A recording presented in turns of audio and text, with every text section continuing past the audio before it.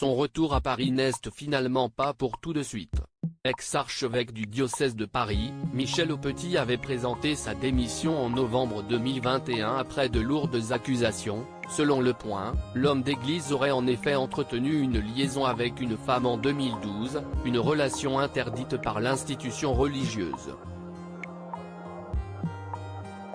Niant les faits reprochés mais avouant un comportement ambigu, l'homme d'église s'était cependant mis en retrait en allant vivre dans une communauté du sud de la France.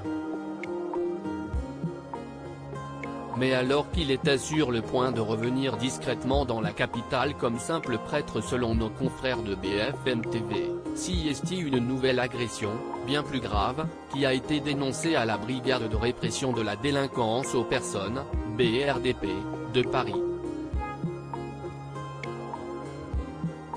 L'homme de 71 ans, nommé archevêque en 2017, aurait en effet été accusé par le diocèse d'agression sexuelle sur une personne vulnérable faisant l'objet d'une mesure de protection judiciaire.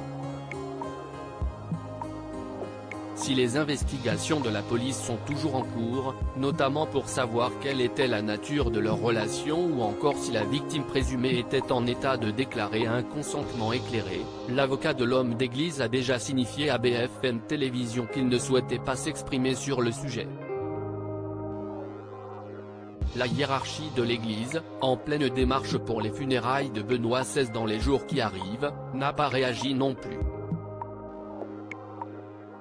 Des opinions conservatrices et controversées il y a quelques mois, après les premières révélations du magazine Le Point sur sa liaison présumée en 2012, le magazine Paris Match avait publié des clichés de l'ancien archevêque en train de marcher en compagnie d'une théologienne, un moment qualifié de balade romantique. Furieux, celui-ci avait immédiatement attaqué en justice le journal.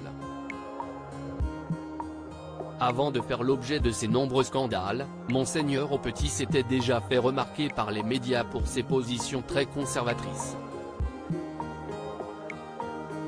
L'homme d'église, anti-IVG et anti-JPA et PMA avait même manifesté avec les partisans du mariage pour tous, hostile à l'union de même sexe.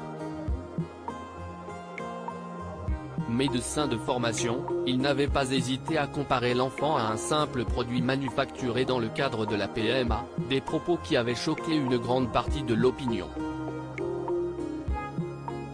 Michel Aupetit reste présumé innocent des faits qui lui sont reprochés jusqu'au jugement définitif de cette affaire.